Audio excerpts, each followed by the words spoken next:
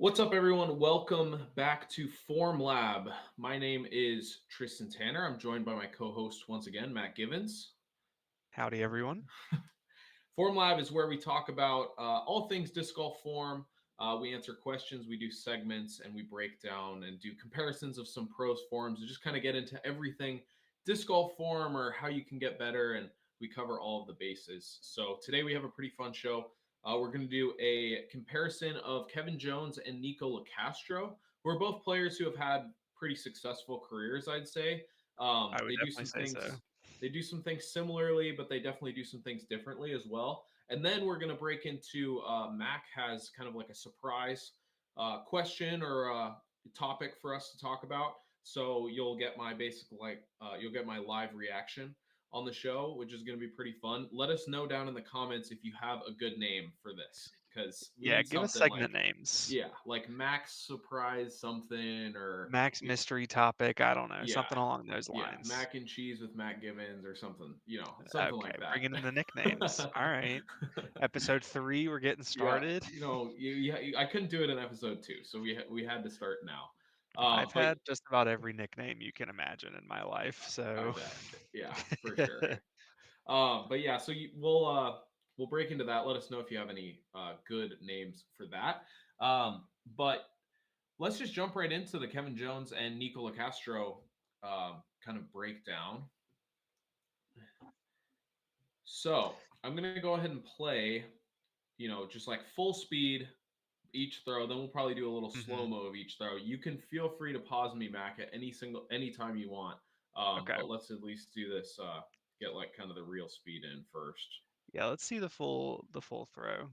Okay, so here's Kevin Jones. Two pretty Okay, different players, I'm gonna be honest. very different players. And then we'll go a little slow mo of Kevin here, and you'll see uh, just basically like angle of release right away. As you'll see, Niko is going to be way more upright. He's going to throw Mhm. much more of like a anti-flex or at least a flat shot. Kevin is obviously known for that super steep hyzer flip up Loves kind the of hyzer signature angle. shot.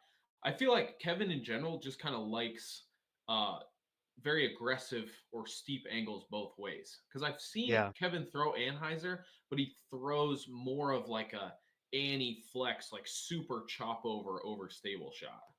Now that you mention it, I don't know that I can recall ever seeing Kevin Jones throw an Anheuser. Really?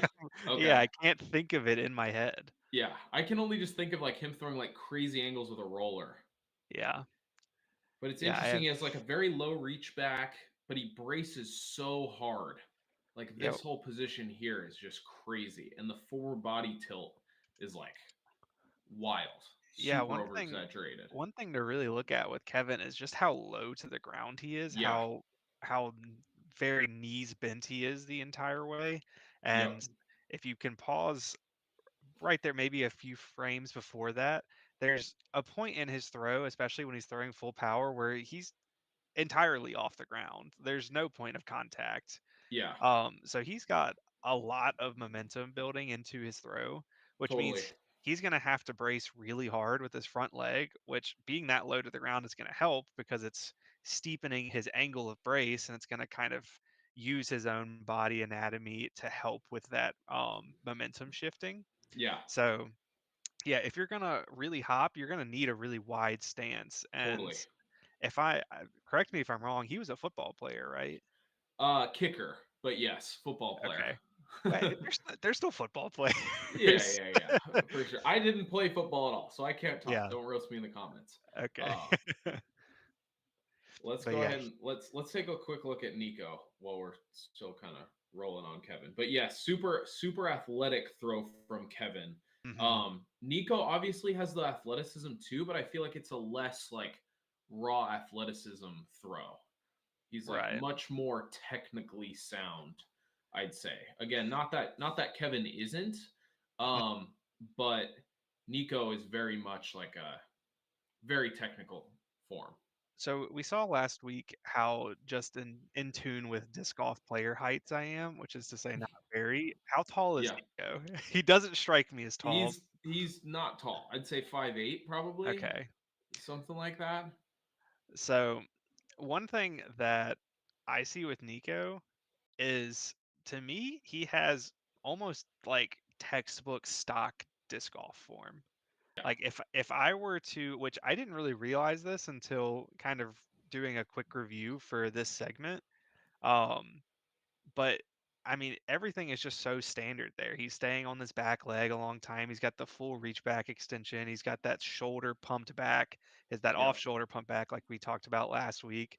Full deep power pocket, good brace, gets Great the hip through brace. the throw. I mean, like this is Super standard balanced, stuff. Yeah, like super balanced in the follow through. in Um, control the whole time. I like mean, it makes sense why crazy. he was so successful. For sure. One thing that I noticed when I was kind of breaking these two guys down that I find super interesting, and I'll kind of go to it here, is their X step.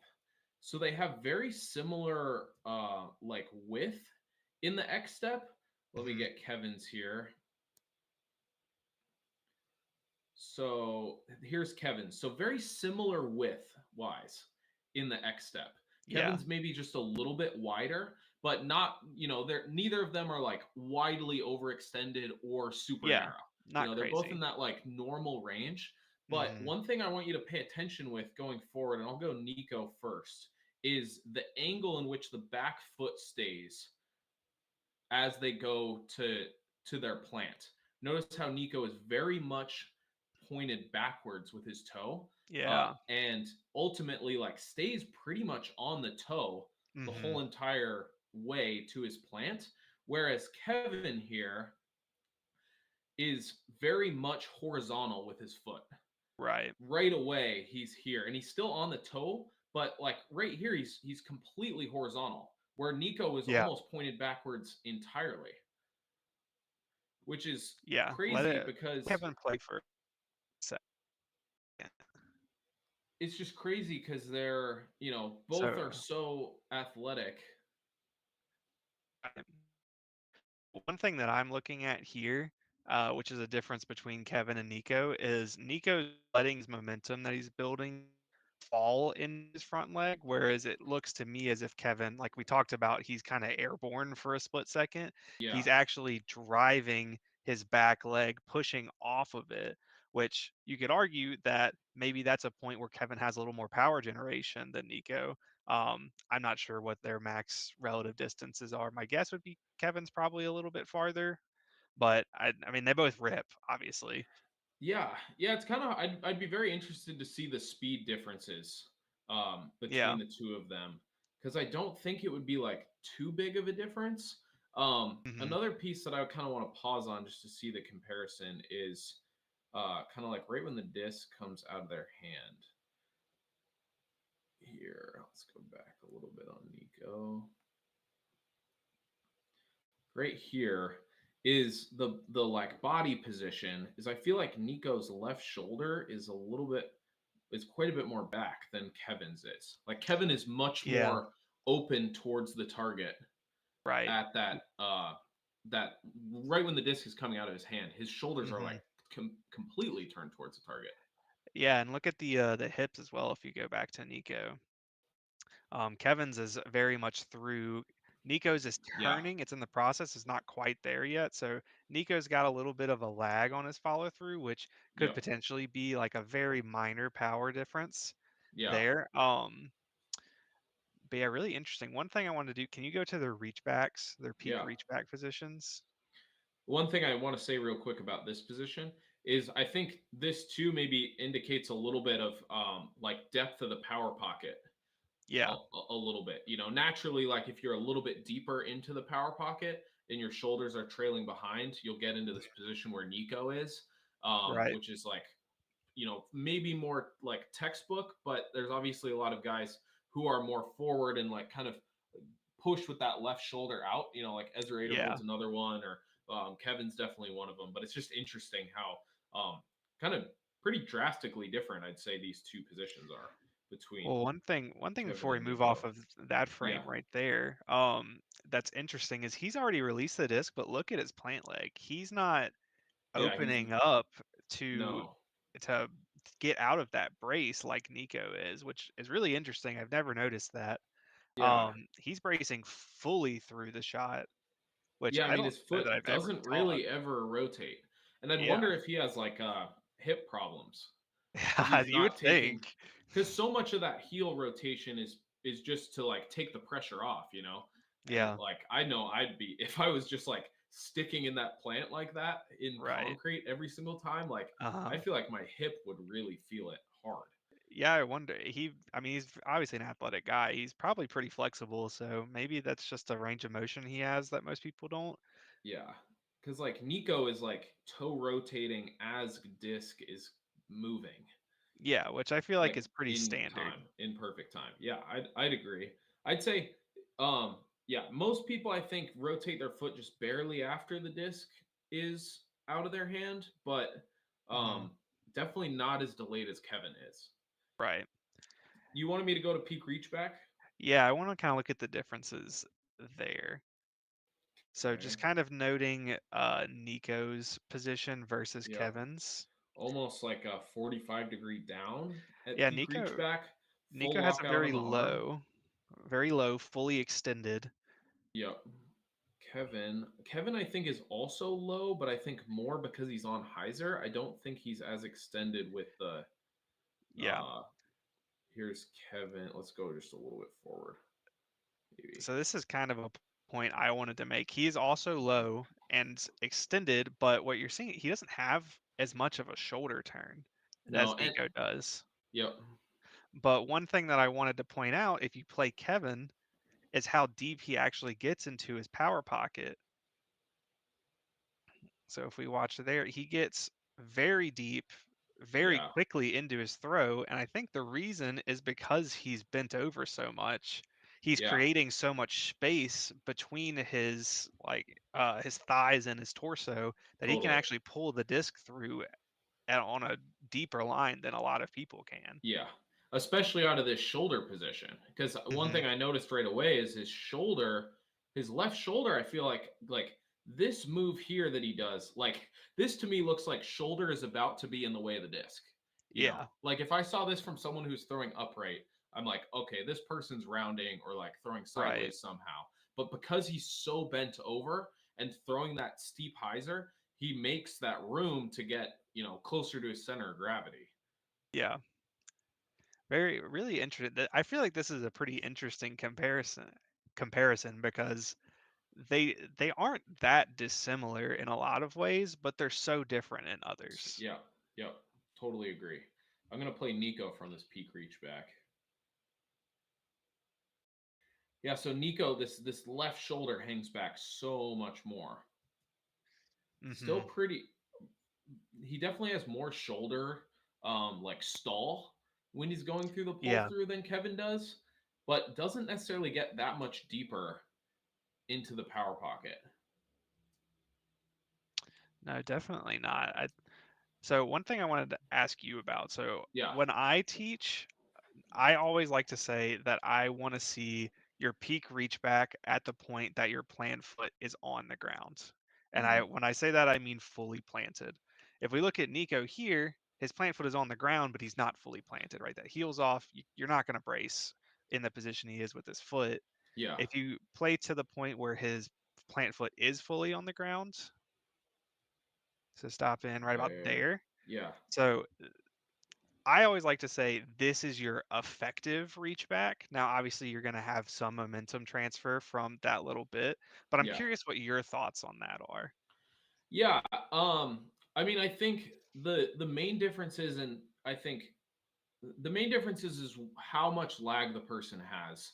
Because I would say, that timing of like peak plant and peak reach back is like the like the real like timing mess up. Hmm. But the difference between how far this person's foot or when this person's foot is on the ground and how much they're still at peak reach back, I feel like is probably a Yeah, pretty good indicator of power. Because if right. someone is doing what Niko does here of like starting on the toe and kind of that inward uh or that inward rotation of the front foot, and Mhm. then they're moving to like more of a full plant, which is natural. if someone is getting to this full plant and they're almost all the way at peak reach back still, then that Yeah. person is going to have a ton of power. And someone I Right. feel like is close, it'd be really interesting to tell. And we'll do this comparison or a breakdown of Eagle at some point.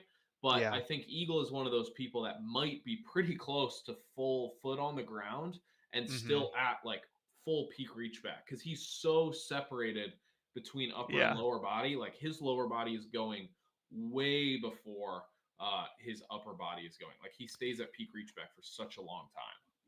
Yeah, I feel like another person that's definitely in that realm is AB. Like I feel Yep. like AB is fully extended to the max. He's also giant and lanky, so Yeah. it just looks ridiculous. Yeah, for sure. But a ton of separation um between upper body and lower body. And I think just the farther a person throws, the more separation there is naturally. Like you just don't Mhm. see people throw crazy far that are not totally separated. Yeah. Well, that's really cool. I think I like this segment where we kind of look at two different pros and the differences in their forms, especially when they're kind of this far apart. Because obviously, like you said, they're both very successful disc Yep. golfers, especially Niko back in the day. Yeah. Oh yeah. But they're like we said, pretty far apart on a lot of stuff. Yeah, yeah, I would totally agree. Yeah, it's just so interesting how I think just trends of also like these two guys are like we mentioned so drastically different in release angle that they like to throw, and I think it's Hmm. so interesting how release angle just in and of itself in wow just in itself can completely change what your throw is going to be. Like if you're throwing Yeah, on Anheuser more often, you are just going to do some things that all Anheuser throwers do. And if you're throwing Heiser, you're probably going to do, or Steve Heiser, that is, you're probably going to do a lot of things that Kevin does or that those, Heiser thrower guys tend to do. hmm. Quick question from the chat before we move on. Yeah. What's Kevin's average driver distance? I feel like you know this better than I do. Um, I mean, I'd say it's, Let's say on the course. I mean, on the course, it's definitely like high 400s, Yeah. like 475 plus. Hmm. I'd say Nico's in a similar category there. Both of these guys, though, similarly, I'd say throw a lot of like powered down type shots. Like they're Yeah. both very good at throwing low tempo mids or low tempo fairway drivers. And then they'll, keep powering up on a fairway driver until they have to throw a distance driver. Yeah. But both guys can definitely throw close to 500 feet. It's always so hard to tell because, like, I don't know, on course, you can reach 500-foot baskets by being 20 feet short, which would put your Right. throws at 480. So it's Right. it's so interesting, like how that works. I mean, I don't think either of these guys are like going well long on 500-foot golf shot Yeah. holes, but they both can definitely reach that. But that's Yeah. most tour players too.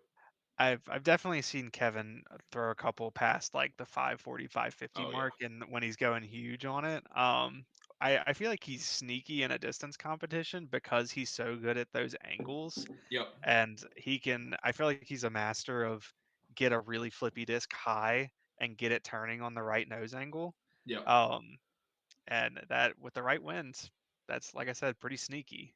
You can yeah. get it out there really far. Yeah, totally agree. I think the flippy or that hyzer release makes it so you naturally are going to throw a flippier disc. And so Kevin might get a little Hmm. bit more disc like flight added to his Yeah. distance, where I think Nico's distance, especially on course when he's throwing those Anheisers, is much more of Hmm. like a true distance. He's not like getting a ton of help from the disc. Yeah. Even if he's getting the flex shot line, it's mostly going to be overstable. But I think he does also have the ability to throw that hyzer to turn and kind of Yeah. get it going from there. This is kind of an apt question because these players kind of, I feel like Nico naturally likes to throw that little bit of a flex shot, versus Kevin obviously likes to hyzer flip.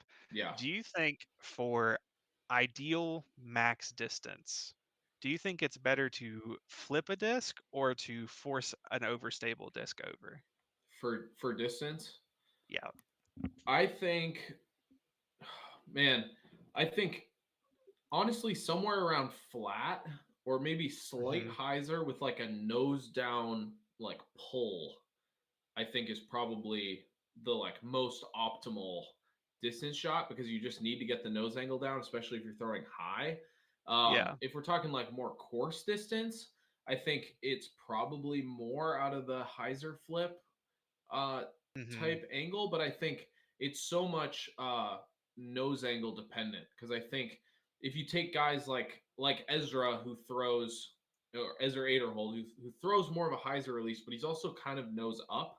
I think he probably gets more distance out of a hyzer release because the hyzer flip helps get the nose angle down a little bit more. Whereas you Absolutely. take a guy like Niko or Gannon or Isaac, they throw so much more nose down. And I think Hmm. that's what you need to throw on an anhyzer and get distance. Because naturally, when your disc is flexing out of the anhyzer, it's going to become more nose up at the end of the Right. flight. And so you have to start it on more nose down to actually get it to still be kind of nose down towards the end. So I do think it is kind of like a player specific thing Yeah. because if you tell Kevin to uh, throw the same angle as Niko, he's probably going to throw shorter. But if you tell Niko to throw the same Right. angle as Kevin, then he's going to throw shorter. So it's just I think it's kind of player specific. Yeah, my opinion on it is I think in general it's easier to get bigger distance with flippy stuff Okay. because you think of flippier discs, they're going to hold that turning line a little bit longer. Yep. But I think actually theoretically, if I had to guess, I would say you have more potential distance out of kind of forcing something over for the sheer fact that you're expending less energy in making the disc move this way. You know Yeah. what I mean? Flipping it over to that turning angle. And Yeah. like that's probably so minute it doesn't really matter, but in theory, I feel like forcing stuff over on like max distance would probably be the more preferred way to go. Yeah. And to kind of dive even deeper into this, because I saw something, I think I saw it was like a clip of Brian Earhart's catch Uh-huh. episodes he does on Jomez, and it was with Simon, and Simon was talking about when he was throwing distance in the desert. Yeah. And I think, like with the distance thing, like wind is such a factor too, because I'd say maybe a steep anhyzer isn't necessarily the best shot to produce distance when there's no wind. But if you had a Right. tail left to right wind, then you Mhm. need to throw and expose that bottom of the flight plate immediately to get Oh it to yeah. launch up in the air right away. Because even Yeah. though a hyzer flip, I think in no wind is how to get more distance and get that turn. If you did that in a ripping left to right tail, throwing it on hyzer, it's just going to get knocked down right away and never even going to be able to get over to turn. So it's just kind of interesting. And there's probably like a threshold there of a certain amount of wind from a certain amount of direction that changes Mhm. the way um, each disc or each shot creates distance. And I think that's probably something that pros in general do much better than amateurs, Yeah. and they have the control to be able to do it, but they Right. they know how to produce the right distance or the way to make distance less for in some cases too, because Mhm. that's another thing. Like pros distance controls, like if there's a left to right wind, they can throw a hyzer and just knock 50 feet off the distance if they Right. needed to. So this is kind of delving off into a different territory, but I kind of want to go Let's on it go. because I really like this question or this topic, and I feel like it's not something that a lot of definitely not amateurs. I feel like a lot of even higher level players don't necessarily think about, Hmm. which is not only how the disc is affecting or how the wind is affecting your disc at the beginning of your throw, but how it's affecting it midway or at the end of the throw, right? So let's say, for example, you have a head right to left wind. So it's coming at you and off of the right. And you throw a disc that's going to flip up and slightly turn into the wind. Well, now all of a sudden, once that disc starts turning, it is now turning into the wind coming off that right direction. And so, Yep. relative to the disc, it's now going into a straight headwind. It's no longer a right to left cross in any way. Yeah. How often do you Interesting. think about that, or do you at all? I mean, I definitely think about it. I guess it's more of like a subconscious Right. thing now. And like there's so many ways to like manipulate that Mhm. like that example of like turning and like getting it going into a headwind, because like I could throw something super flippy on a ton of hyzer and have it like Mhm. lift the whole entire way, but if it's flippy enough it might, Yeah. barely get that right edge over, and Yeah. then then it'll drop or hold straight or something like that. But then I could also go super beefy on a ton of Mhm. Annie, and it's like gonna hold it down the whole way, but then at the end it's gonna lift. So I think it's Yeah. like more just like the knowledge of what angles make that or affect that and when to use which, you Yeah. know. I I encounter this a good bit when I play with amateurs at like a local toss or something, and they'll throw a disc and like this exact scenario, and they'll be like, "Man, why did that flip so much? It's like pretty stable." And it's like, well, you try to explain this like, "Hey, it's flipping," and then it was only like a partial headwind when you threw it, but then it flipped and then it was a full headwind, right? Yeah. So it's going to affect it even more down the fairway. Yep. I feel like that blows a lot of people's minds. Like it's For not sure. something they think about. It's just okay, tailwind, it makes it more stable. Headwind, it's less stable. Right to left, it pushes it left. Left to right Yeah. pushes it right, you know. But it gets so much more complicated than that. And I feel like that's something not a lot of people think about. Yeah. Yeah, and it's definitely something that baffles a lot of AMs. Yeah, Like yeah. all over the place, AMs are asking questions about why their discs are flying a certain way in certain winds. And I feel like it Hmm. happens too of because it's such a slight difference. Like Yeah, if you get like a straight disc turning barely in a right to left headwind, it'll just, die to the right. But if you yeah, don't quite turn it, then it's like lifting to the left. So right. it's just such a drastic difference. And I think, obviously pros notice the difference, but I think AMs notice it more because they're not as consistent with the angles. Hmm. And so they get some like huge swings of what's good. Yeah, and then you kind of mentioned it earlier, which is the wind affecting how much your disc lifts or falls, right? And Yep. that also happens at the beginning and end of the flight, Yeah. right? So on a left to right wind, if you're righty backhand, obviously we're going off of the standard Off righty of backhand. the right way to throw. Yep. Whoa, whoa, whoa, whoa, whoa. I am a lefty ally. Okay. All right.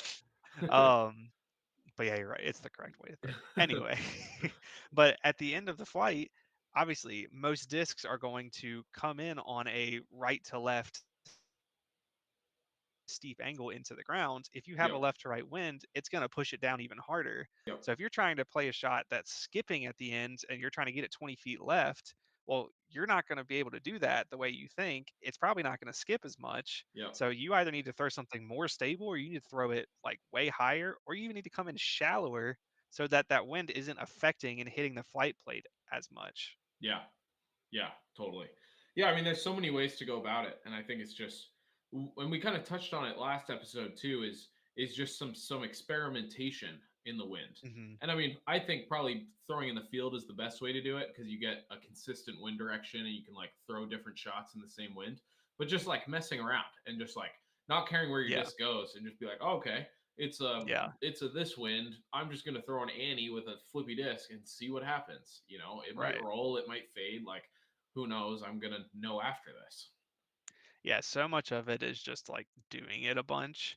Especially when it comes to like the really minute stuff of this grass is a little thick or like, this Yeah, this ground's a little soft or it's a little hard, it's skippy, yeah, and you can tell just by kind of looking at it most of the time. yep, Um, and that just takes being out there and throwing thousands of shots. yeah, for sure. Okay, I'm ready for you to surprise me on your topic. I Okay. really my mind's been racing the whole episode. I'm getting kind of nervous, so I need us to go into this. Okay. Well, I have a list of topics here that I wrote out, and I'm going to pick Yeah. one that's a little bit timely because of a video that just dropped today. Okay. We've been seeing Gannon Burr has been posting to his YouTube Yep. channel that I think is brand new, if I am correct, or at least Yeah, he's because new to posting on it. the other one is got demon or he wasn't able to monetize it. Okay, So I think it's labeled as like his archive now. It's Ganonburg Archive. So he's starting a gotcha. new one. Okay, well, Gannon posted a video about how to putt. Okay. Um, and my question to you is there one putting style that is better than the rest? Whatever Ganon is doing is better than the rest. Okay, well, um, that was our topic for the week. no, I mean, I think that's a really interesting question because I'd say, and I would assume you'd agree with this, is across the board, I think it's so much more about like the reps and the mentality in putting than it is like the stroke in and of itself. Like there's been a Totally. lot of great putters like over the years that have super weird strokes. Like just first one that comes to my mind is like old player, but Steve Rico. Yeah, yeah, Like yeah. super wobbly. Like I don't even know what the nose angle is on it. You know, like it's Yeah, nose up and nose down depending on what part of the wobble it's in. But yeah. you know, from what I remember, and maybe it was more just the times, but he was a great putter for the times. Like he was Mhm. known as someone who was good at putting, and he has, you know, maybe the most drastic difference of putt from someone Right. who's like Gannon or like Ricky. And you know, I think we see a lot of the really great putters right now putt that way, like Gannon or Ricky or some sort of Or the modern flat. day own Scoggins is kind Yeah, of a similar true. Steve Rico. Yeah, very much so. And she's an incredible putter. Like, By far the best FPO putter. and you know, in the conversation for best putters, period, kind of Yeah. like some of She's her a percentages are very competitive, even with the MPO players. for sure. She's borderline top 10, I think, the last 2 or 3 seasons, especially in C2. Yeah. Um, what are your thoughts on like the differences between, you know, like someone like Steve Rico or Owen Scoggins and like the that Gannon, Isaac, Ricky type Mhm.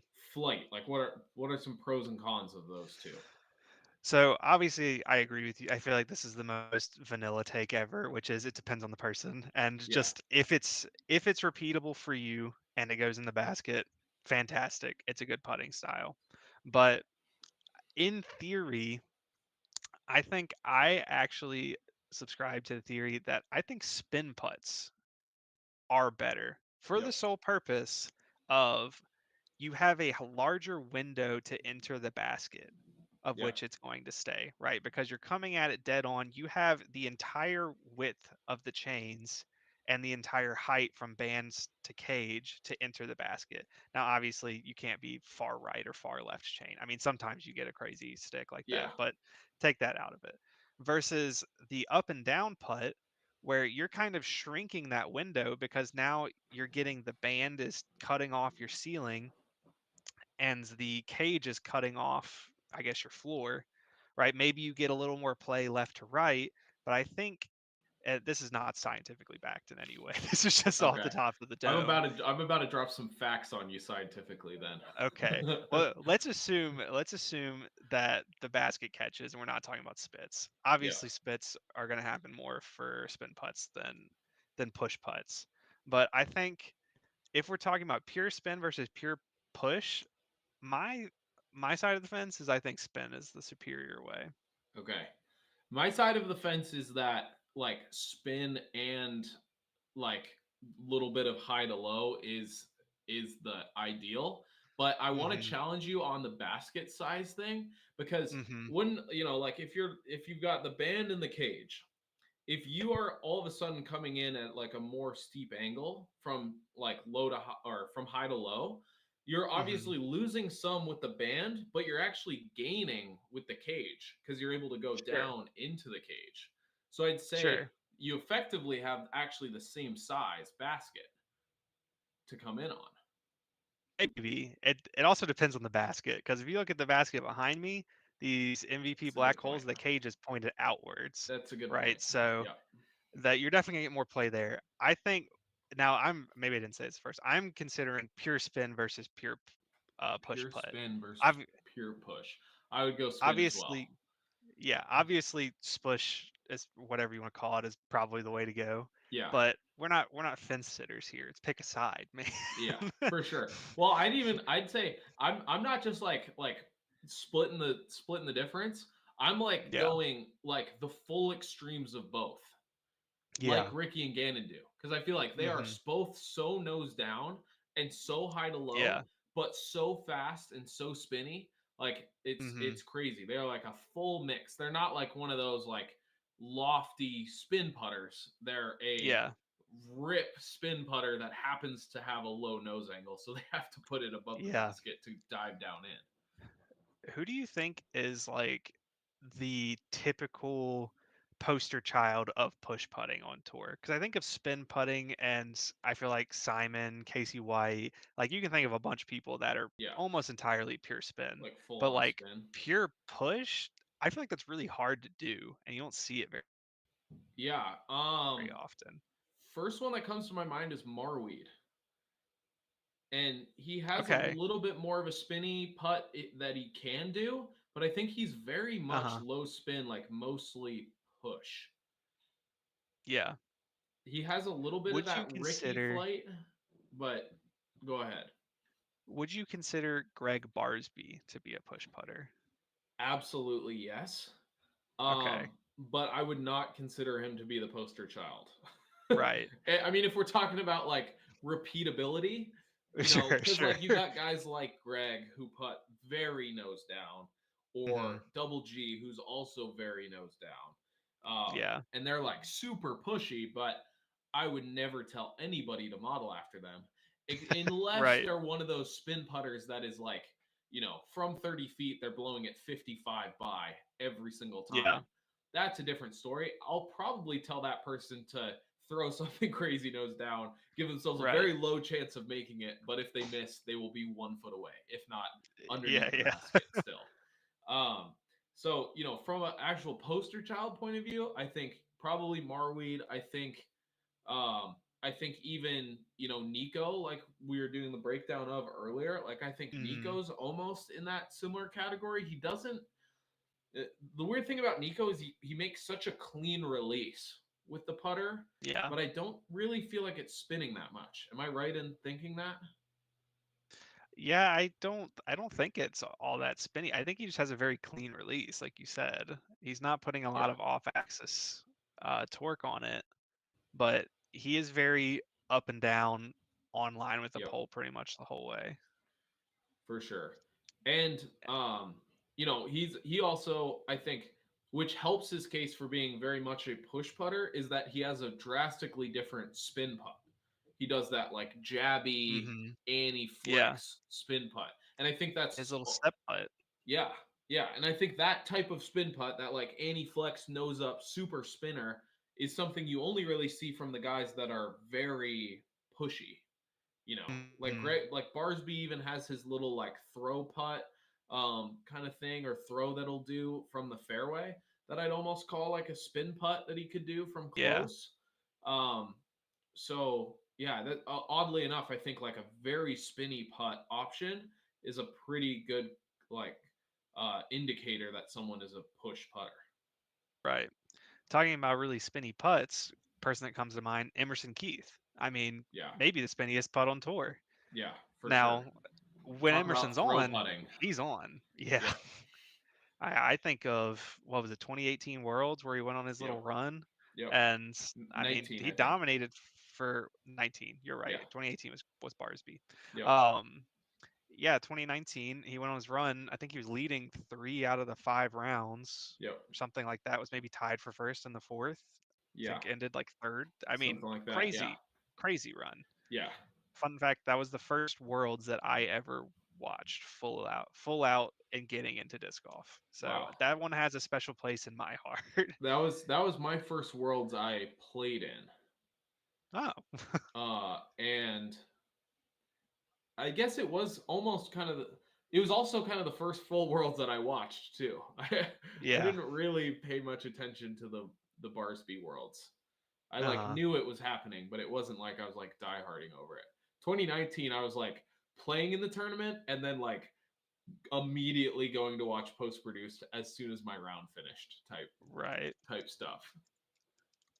Yeah, I fun fact about me, the one of the first disc golf memories I have from coverage is my brother showing me I can't remember, it might have been a VHS tape of disc golf, the Disc Golf World Championship, and it had Barry Schultz in it, and he told me this is the best player in the world at the moment. I don't know, I just distinctly remember it. Yeah. I also remember someone absolutely parked it, pinned it like right under the basket to win the tournament, and I was mad. I was like, "What do you mean? He can't just put it that close. That's cheating." Like he just won. I'm like, "That's not fun. It needs to be like suspenseful." And I'm like Yeah. 4 at this point. Yeah, he needs to have a 40-footer for the win, like straight Yeah, out of bounds or something like that. exactly. Yeah, I want to say it was like 2004 Worlds maybe. Wow. So, way Yeah. back in the day. Yeah, that's way back there. Um, I say we jump into a few questions that we Let's do have it. from people. So as usual, at this point of the show, let us know if you have any questions. Drop them down in the comment section. We would love to answer them. First question we've got: who has the best forehand to model after? Haven't talked about much forehands today, but I think this is a pretty good question because there's a lot of players now that are throwing a lot of forehands, unlike 2004. There, Yeah, 2004, true. there was pretty much just Stokely, I think. Just Uh, Scott Stokely, yeah, and nobody else. who What's your still take? rips. Yeah, Um, absolutely still rips. I am going to give probably a lesser known or lesser thought of answer because I Okay. feel like you're gonna hit the big ones Okay. for me, and I don't want to overlap. All right. I'm gonna pick Sullivan Tipton, Okay. Yep. an Alabama boy, one Yeah. of the smoother forehands I've ever seen in my life. Yes. Um, and obviously a good backhand, but he's seen a lot of success in the past few years. I think he did pretty well at USCGC, which is Yep. renowned as a forehand dominant course. And I mean, honestly, if I could take anyone's forehand on tour, it would be Eagle, but then second would be Sully. Yeah. Yeah. So Pre-injury Eagle. yes. Yeah. I was gonna say like, well, I mean, Eagle's getting to the point again where he's ripping some. I played with him Yeah. at Memorial last month, hmm and some of the forehands he was throwing was just like, oh my gosh, He's like yeah, he's getting scary. this is wild again. Like this is like 3 years ago, 4 years ago type Eagle stuff. Like what is going Yeah. on? So Sully I think is very underrated on hmm the forehand side. Like you said, he's super smooth. He also has like one of the more compact swings, I'd say. Yeah. Like very good like power production with the legs, but the upper body is not like doing some like crazy big like Albert Tam reach back or like No. anything like that. Um, but yeah, very good power production, very like technically sound, and just like one of those true like forehand players where like he can throw all the angles, he can throw all the stabilities Yeah. of disc, he can throw all the speeds of disc. So he has like a ton of versatility. I have a few guys I want to touch on. One, Okay. I think it's kind of similar to like Sully in the simplicity and kind of underrated forehand wise, but is Gannon. Gannon has a very, Okay. very compact, smooth, utility Yeah. forehand.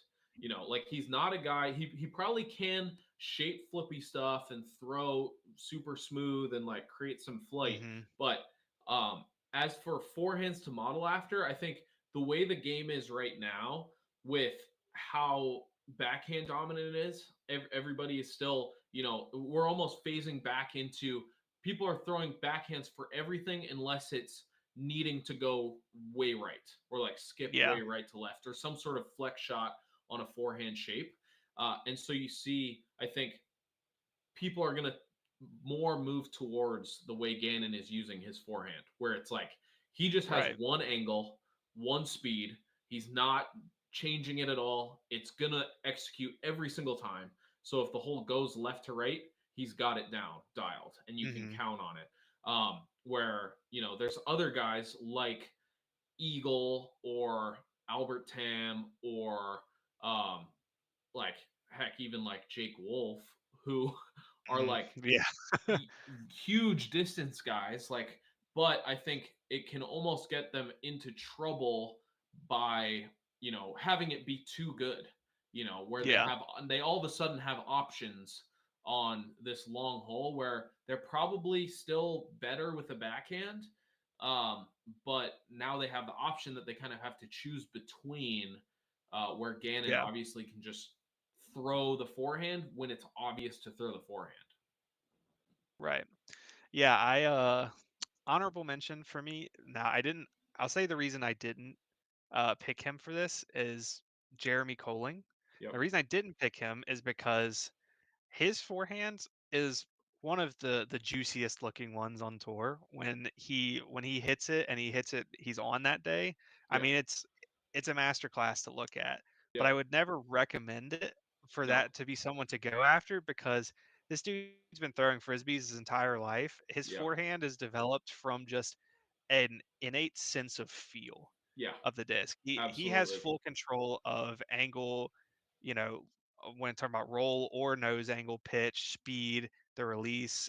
He knows it. He just feels it. He probably doesn't consciously even tell you, or couldn't even tell you what he's doing. It's just this is the shot. This is what I'm doing. Because he has an ultimate Yeah. background, and it's such a fast-paced game. You don't have time to think about that stuff. For sure. So Yeah. he's looking at a target just hitting it. He has so much like wrist looseness. Like I couldn't. Yeah. I don't teach anyone to throw a forehand like that. Period. No. But he is like super, like literally brings the disc back like this and then whips it Hmm. forward to go through. Like obviously incredible control, like you said. Yeah. And like when he's on, which is most of the time with the forehand, Okay. it's Especially this crazy. season, it It's seems crazy. like. Yeah, seriously. And real quick touch on the move to MVP for him is super interesting because Uh-huh. most of their drivers are flat. And so I think like Yeah. for forehands for him, it's going to be absolutely money. Oh, But, incredible. that's a little bit of a side note. Um, I think overall people just need to simplify their forehand swing a little bit more. I think there's a lot of Yeah. people who have huge, big power, and Yep. if they just rein it in with a little bit more of a simple swing, like a Gannon or even Sully, or just someone who's not like swinging it way up here and then bringing it through and Mhm. trying to create a ton of power, just someone who's throwing 75%. They know their angle, they're very Mhm. consistent. I think that's the type of player, especially going into 2025, that people should try to mimic. Yeah, I agree. I would not, if you're trying to mimic a pros form, I would not be picking the Adam Hammis type or even No. honestly even the Paul Macbeth type.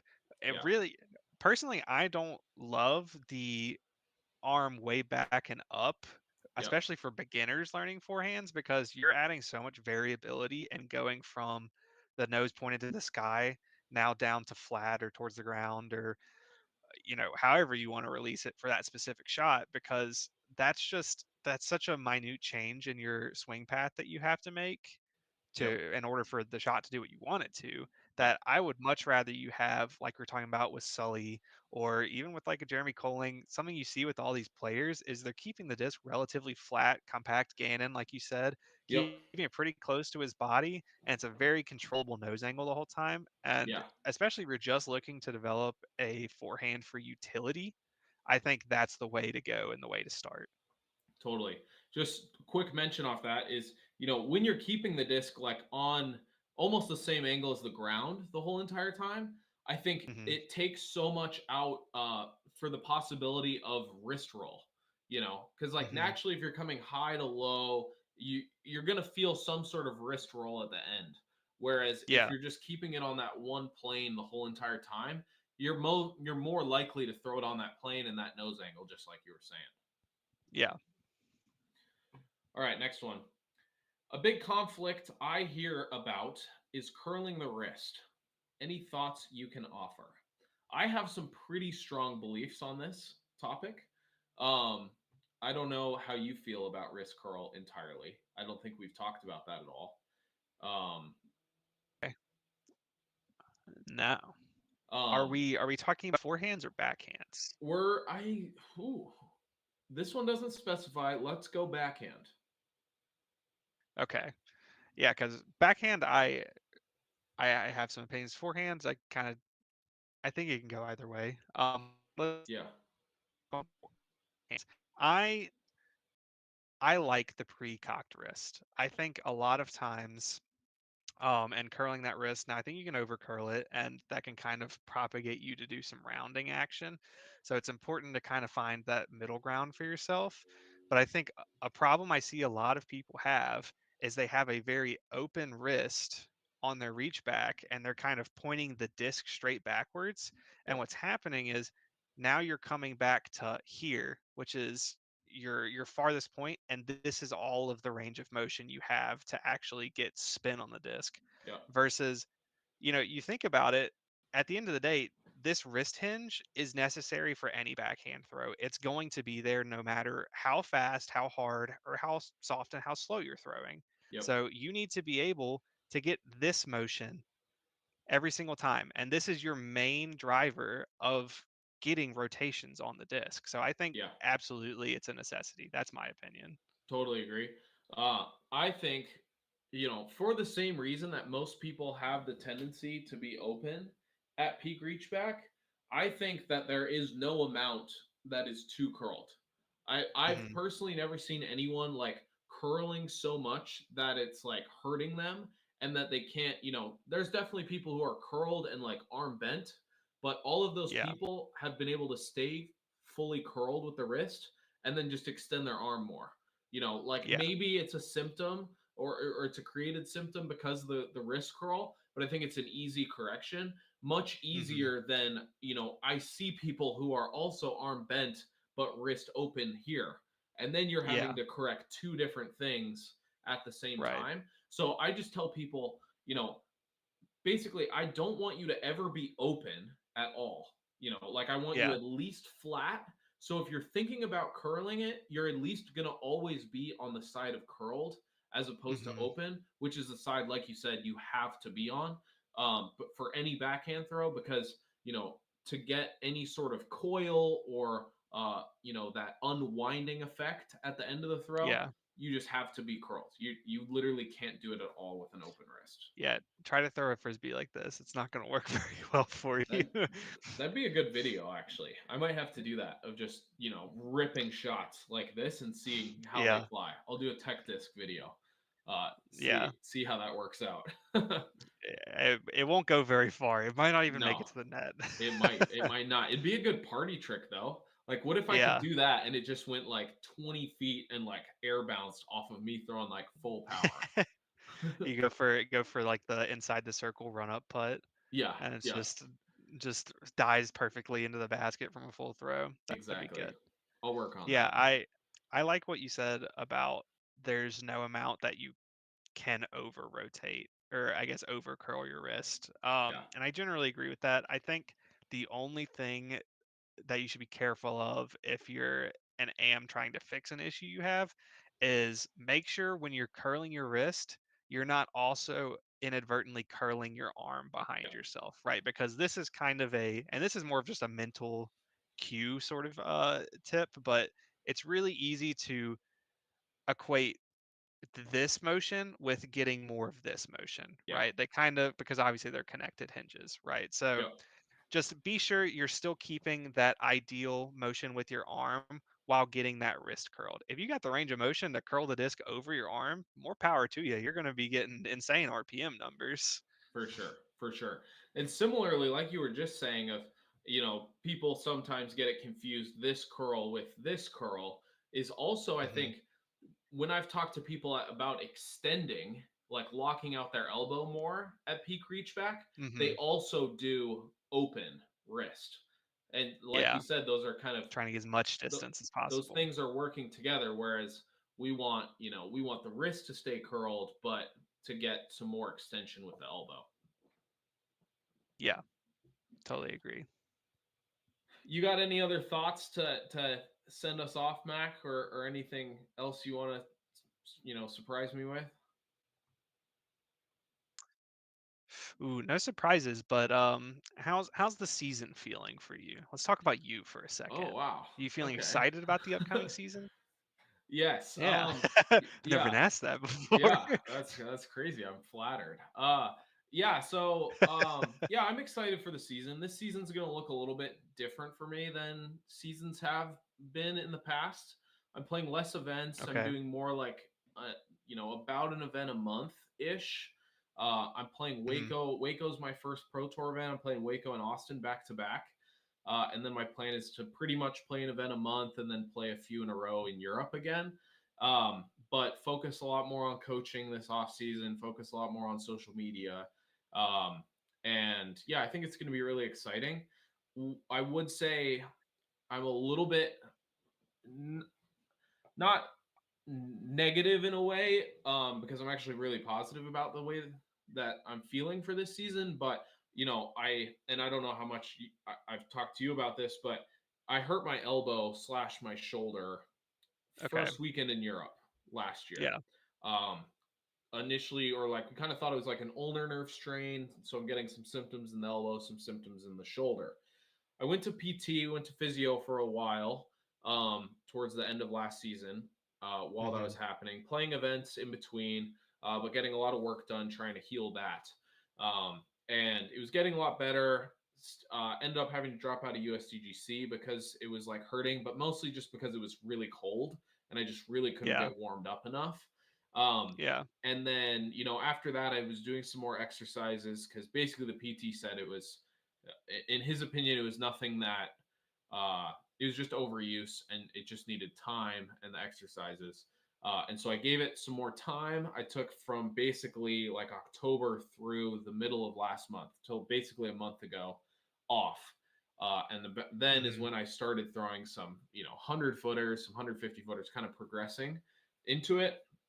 And it just wasn't any better, basically. Yeah. And so I'm working on, I'm going to go get a second opinion on it and see if, anything more serious needs to be done. Because initially we thought it was shoulder causing symptoms in the elbow. And now I'm Mhm. just kind of thinking, and I was talking to my dad about it, how we think maybe it's elbow causing symptoms in the shoulder Right. kind of thing. So I'm a little bit, I want to know what's going on with it because right Yeah. now it's just kind of up in the air. Um, but that's obviously going to kind of dictate how the season goes in a way too, Yeah. unfortunately. But in the meantime and I think it's a tribute a little bit to, like honestly kind of a good way to practice, but my forehand's always been my best skill. And Yeah. so while my backhand has always been pretty good. As soon as my backhand has ever started feeling bad or being inconsistent, I just hide it with Yeah. my forehand. In tournaments, Right. it's just like it could Right. be a straight shot or it could even be a shot that finishes to the left. I've always been good Mhm. enough with my forehand to throw something flippy, or I have enough power or whatnot to just hide my backhand if I start Yeah. shaping it. And so I think it's been really good for the past 3 4 months. I went 3 months without throwing a forehand at all. And Oh, so wow. just like purely working on backhand form and not ever being able to hide. Like there were Yeah, some yeah. times where my backhand just felt hideous and I just like had Mhm. to work through it. Had to make it better, had to make it good in every situation, like hitting gaps, like we were talking about last week when there's a line where, a certain angle opens up the gap a lot where I just Yeah. have to throw the backhand through the You forehand gap, you just have to do it basic, anyway, yeah. basically. And so, with all that, my backhand is feeling amazing. Like Yeah, it's probably my better than back, ever, huh? yeah, my backhand is like the best it's ever been. Super consistent. I have so much control over it, and I'm starting to find my putt again. My putt kind of got messed up with my elbow too. I just started Uh-huh. pushing more than like creating Right. like a spin. And that's starting to come back. So, I think long term, like it was kind of a blessing in disguise, this whole injury has been. Yeah. And obviously we'll see what it ends up being. But as I'm looking into the season right now, I'm going into the season planning to throw pretty much exclusively backhands. which Okay, is something I've never thought I was gonna say. let's Uh, go. but I played a tournament this past weekend. Shelly Sharp didn't play great the first 2 rounds, uh, but I shot what's easily my highest backhand only round ever. I guess I Okay, threw one little forehand scramble shot that was right. needed, but I shot 1056 backhand only, Wow. which it felt great, and I still had some like mistakes in there that like are easily able to be cleaned up, but I think it was just a good, you know, symbol for me and a good testament to, the work I've put in with the backhand and just getting more comfortable with it overall. Because it just, yeah, it's been a long road with the backhand, and especially, yeah, just not being able to throw the forehand recently has made it much better. Well, I hope that you get that figured out with the elbow and shoulder. That sounds annoying. So It is. best wishes to you. Hopefully that second opinion comes in. But as a former backhand only player, love to see it. Join the team. As a I'm not former on the team anymore, but I love to see you there. as a retired backhand only, not retired from disc golf, but just started throwing Just forehands. backhand only. Yeah, it's like you and Isaac and James Conrad at this point. Yeah. Yeah. Hey, people say I look like Isaac all the time. I've gotten many congratulations on my multi world championship wins. Hey, there you go. It's I'll take flattering, it. man. Yeah, I'll of take it. course. They can put your name on the disc too next time. Yeah, yeah, exactly. Um, all right, folks. Well, we are going to wrap up this show.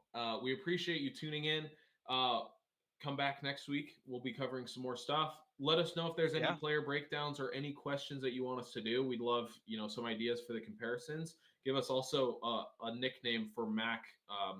Springing random questions on me that I don't know, or random topics on me. We need some sort of segment name for that. yeah. And And I'll if you have have, any ideas for additional segments, go ahead and yeah, drop them in the comments. We're please. still trying to figure everything out on, what we want to do, and we'd love feedback. Yeah, please. And I should have it set up by the time this is actually posted, but some sort of form for you guys to upload questions to. Feel free to leave them in the comments or anything like that, but there should be a form ready in the description. Direct message Tristan all of your questions. He Please. will appreciate it. My phone number is in the description. All right. Call any Thanks, guys. day. All right. Take it easy.